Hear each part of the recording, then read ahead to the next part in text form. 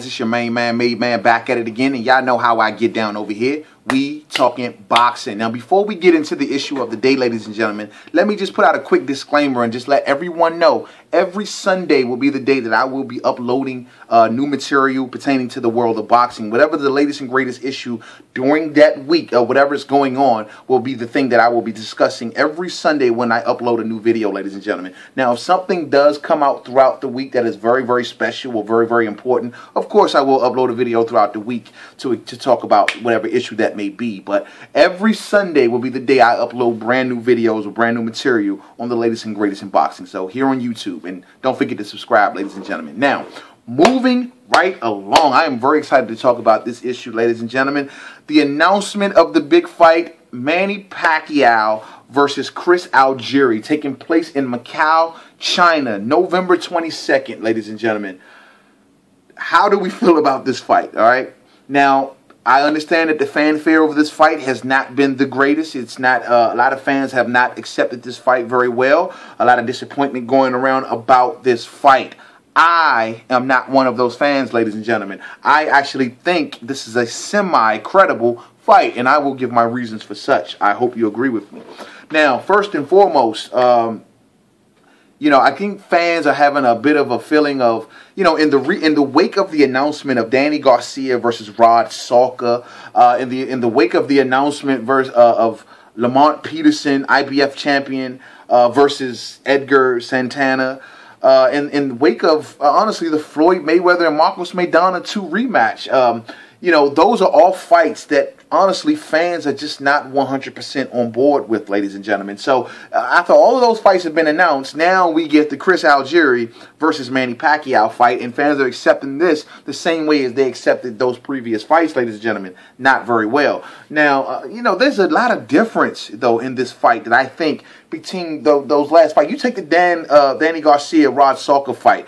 Rod Salka has not proven himself beyond a C-level fighter, ladies and gentlemen. He's ranked 77th overall ranked at the 140-pound division, and he's fighting the world champion. That is not the case in this particular fight. Well, you know, you got to understand that, you know, Chris Algieri, he is a world champion. Maybe not at 147 where this fight is occurring, but at the lower division at 140, he is a world champion. He is the WBO 140-pound champ, ladies and gentlemen.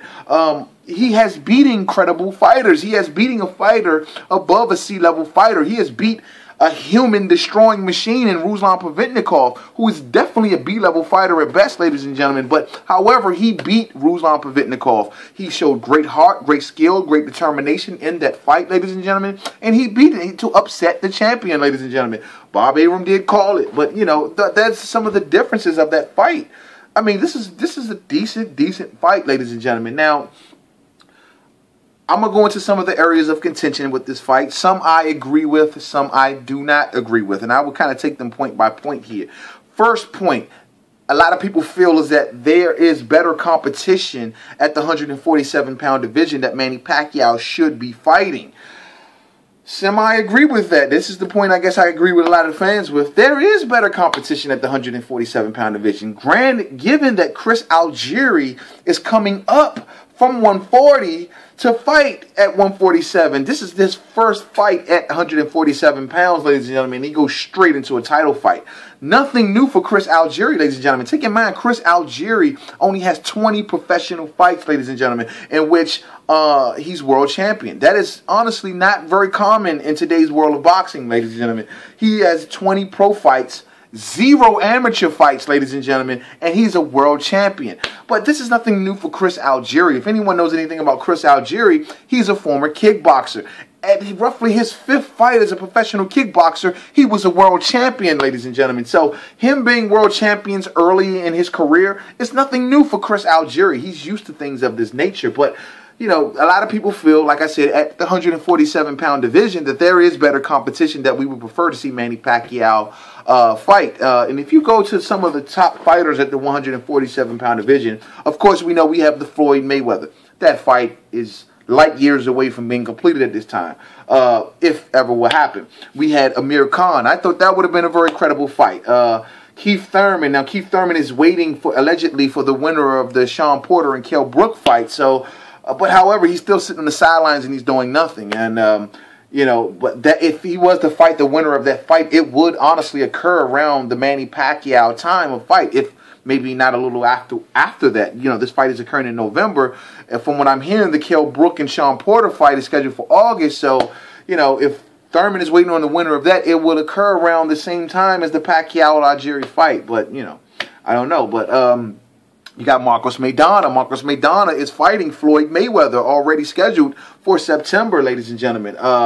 You have Timothy Bradley. Now, these two have already fought twice, even though they did split. You know, Timothy Bradley taking the first fight, Manny Pacquiao taking the second. A lot of people feel as though Manny Pacquiao won the first fight, so possibly not thrilled to see a third fight between these two fighters. But honestly, in a lot of people's mind, this is possibly a more credible fight. A Timothy Bradley and Manny Pacquiao 3, I would think that would be a good fight, honestly, but that's just me. Devin Alexander. Is Devin Alexander, after losing to Sean Porter, still the same Devin Alexander that we all know? A lot of people may not think that there's contention. So, and then if you go to a lot of the other top fighters at 147, just they have popularity issues. They will always be they will be the B-side compared to Manny Pacquiao, and they're not nearly as popular. So, you know, that we already know that there's an issue involving the pay-per-view numbers. A lot of people saying that allegedly that's why this fight is occurring in Macau, China, because they are expecting poor pay-per-view numbers for this fight, and given that the tax rates are lower, everyone gets paid more money, even though there will be a possibly low you know, buying of this fight, ladies and gentlemen. You know, you go back to Pacquiao's last fight that was in Macau, China, Brandon Rios, it's reported that this fight only did roughly, what, I don't know, more than 500,000 buys, allegedly, and, you know, for whatever reason, it's been blamed because this fight occurred in China, blah, blah, blah, blah, blah.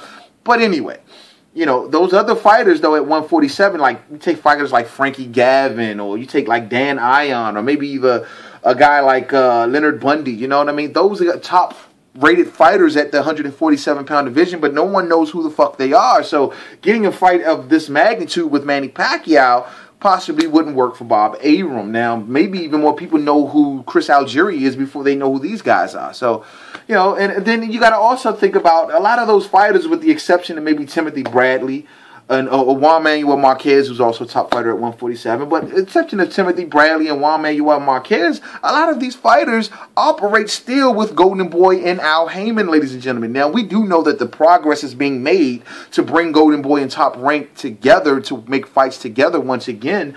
But, you know, we haven't got to that point yet. Possibly in the near future with some of the upcoming fights, but we haven't got there yet, ladies and gentlemen. So how do we know a lot of those fights are even on the table for Manny Pacquiao? I'm not making excuses, but this is just real in today's boxing, ladies and gentlemen. How do we know a lot of those fights are on the table? I mean, honestly, Floyd's with Golden Boy and Heyman. Well, no, not Golden Boy, but Floyd's with Heyman. We know Khan is with Heyman. We know Thurman is with Heyman. We know Porter's with Heyman. We know Maidana's with Heyman. We know a lot of the top fighters at 147 is with either Heyman or Golden Boy. So who knows if those fighters are available, honestly. So I'm not so quick to dump on Manny Pacquiao about the alleged allegations of him cherry-picking, ladies and gentlemen. But I just don't know. You know what I mean? Those are the top guys to me at 147, and those are, to me, the reasons why those fights are not being made, ladies and gentlemen. Rewind the tape and go back and go through them individually. Those are the reasons, I think, ladies and gentlemen. But okay, another point of contention with this fight. Now, this is the point of the fight where, honestly, is going to piss a lot of people off at this point in the video. But I'm going to bring it up because if you mention one, you got to mention the other. And I hate to say it, but if anyone's been the yin to Manny Pacquiao's yang, it's been Floyd Mayweather. The Floyd Mayweather factor, ladies and gentlemen. Now, there would be, the thing about this fight that I do not approve of is that if Floyd Money Mayweather, who we constantly put Manny Pacquiao in the same sentence with, because, you know, like I said, these two possibly been the two most successful welterweights over the last 10 years. So these two, you know, the fight is still clamored for. I don't care what no one says. But if we put Floyd Mayweather in the ring with Chris Algieri, ladies and gentlemen, there would be protests from every rooftop in the freaking country here. You know, for guys like myself who actually approve of this fight, we need to really start to consider of mentioning Floyd Mayweather and Manny Pacquiao in the same sentence. They are not the same caliber of fighter anymore, ladies and gentlemen. You got to remember, Manny Pacquiao has lost 2 of his last 4 fights. Floyd Mayweather is undefeated. But if we put Floyd Mayweather in the same ring with Chris Algieri, first fight at 147, man, there will be smoke in the fucking city. Sure, a lot of people do not approve of this fight for reasons such as this, but there are a lot of people, especially boxing commentators and purists, that do approve of this fight. So for those who do, we cannot, honestly, because it got to be fair here. We got to hold, man, if you're going to mention these 2 together as there was 2 up here and everyone else is down here, if we're going to do that, we got to be fucking fair. And, you know, if Floyd Mayweather announced a fight with Chris Algieri, man, we would bring heaven and earth and hell on the head of Floyd Money Mayweather, ladies and gentlemen. So let's just be fucking fair. But however, there's a flip side to this coin. What if Manny Pacquiao wins this fucking fight? It would have been great to see this fight happen at 140, given that Manny Pacquiao is champion at 147, and he could have fought possibly for Algieri's WBO title at 140. That would have, man, all of those belts could have possibly been involved in a Floyd Mayweather and Manny Pacquiao fight. Floyd Mayweather is champion at 147 and 154, ladies and gentlemen. So we could have possibly had Manny Pacquiao champion at 140 and 147 in a monumental square-off with Floyd Mayweather involving these belts. Coulda, woulda, shoulda. You know, wishful thinking, ladies and gentlemen. But even so, if Manny Pacquiao beats Chris Algieri, you know, he still would be champion. And to go on and fight Floyd Mayweather after this would make Manny Pacquiao very, very much stronger. The win would definitely be at his back. The hype for the fight would get even more bigger. So that's just the Floyd Mayweather factor. Now, point number 3, why I think a lot of people are upset about this fight. You take trusted sources, such as Dan Rafael.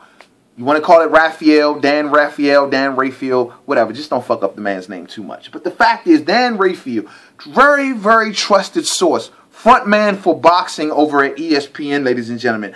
The guy who's supposed to get all the insider information, yada, yada, yada. Take in mind that it was Dan Rafael who allegedly dropped the rumor of Marcos Maidana getting paid the extra $1.5 million for the changing of the glove situation. This rumor has been traced back to Dan Rafael, ladies and gentlemen. Now, you take Dan Rafael amongst...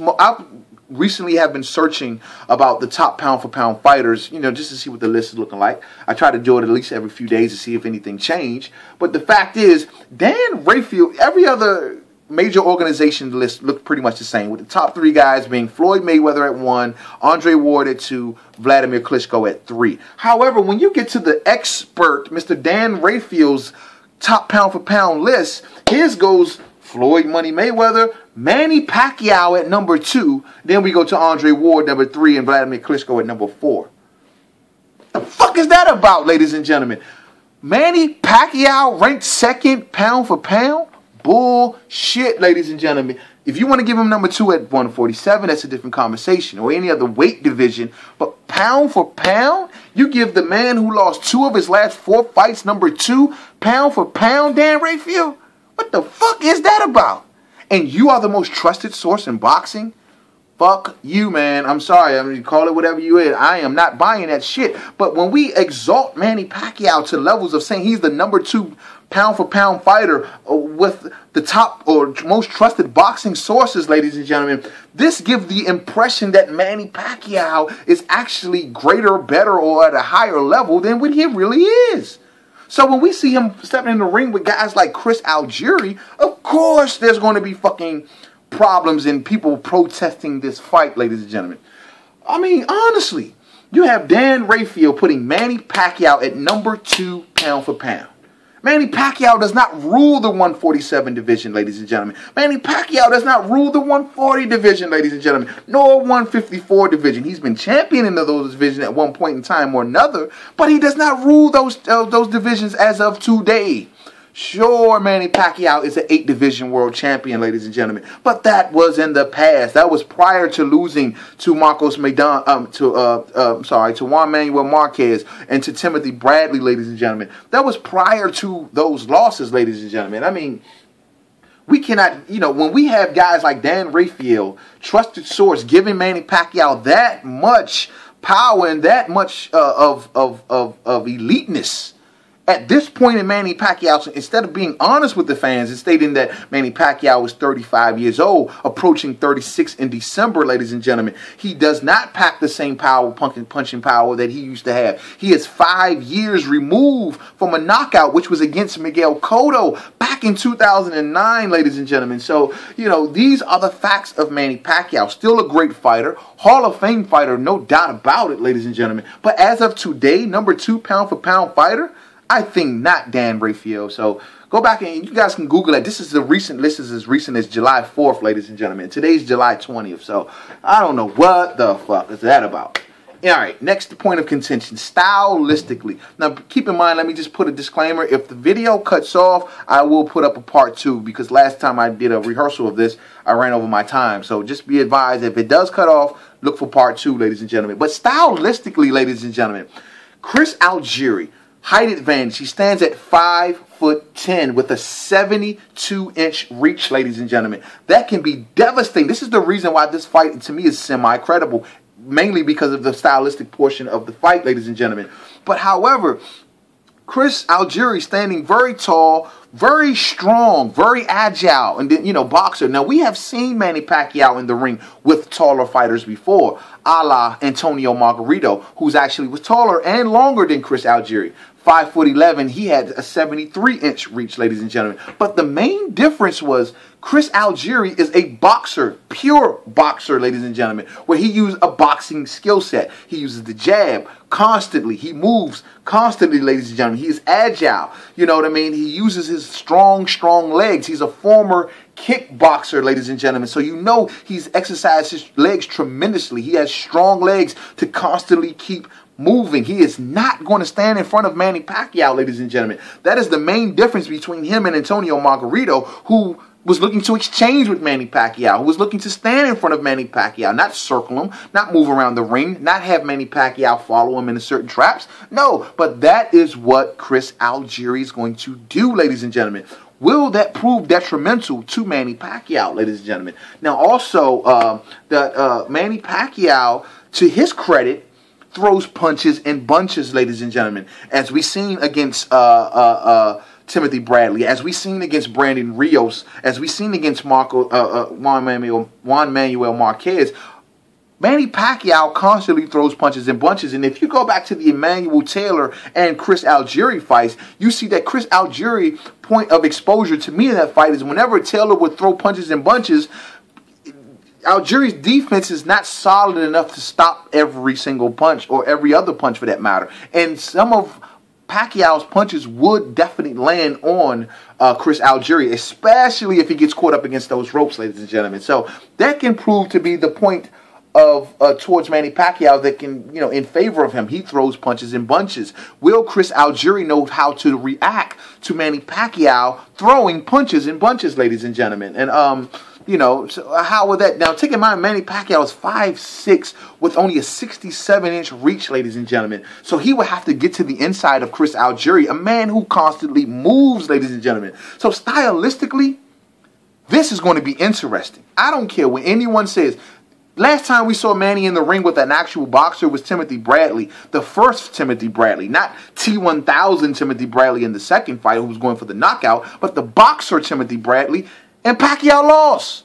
So, you know, we know Pacquiao struggles with boxers, ladies and gentlemen. When he lost to Juan Manuel Marquez, in this, not even the last fight, but the ones, you know, that were close even prior to that, he lost a lot of rounds to Marquez because he was outboxing a lot of rounds, ladies and gentlemen. Marquez did not stand in front of him. Marquez did move around him and started to stalk him in certain points of the fight, but not the whole entire fight, ladies and gentlemen. So that, you know, Manny Pacquiao facing an agile, strong boxer, ladies and gentlemen, can be detrimental at 35 years of age for Manny Pacquiao, ladies and gentlemen. So, once again, I told you early in the video, Chris Algieri has beaten at least a B-level fighter. So he has experience in that area. We see that he is capable of beating at least B-level fighters, ladies and gentlemen. So that can be dangerous for Manny Pacquiao. And, you know, depending on how you see Manny Pacquiao as an A+, A-, maybe even a B+ level fighter, who knows, you know what I mean? But that can be, to me,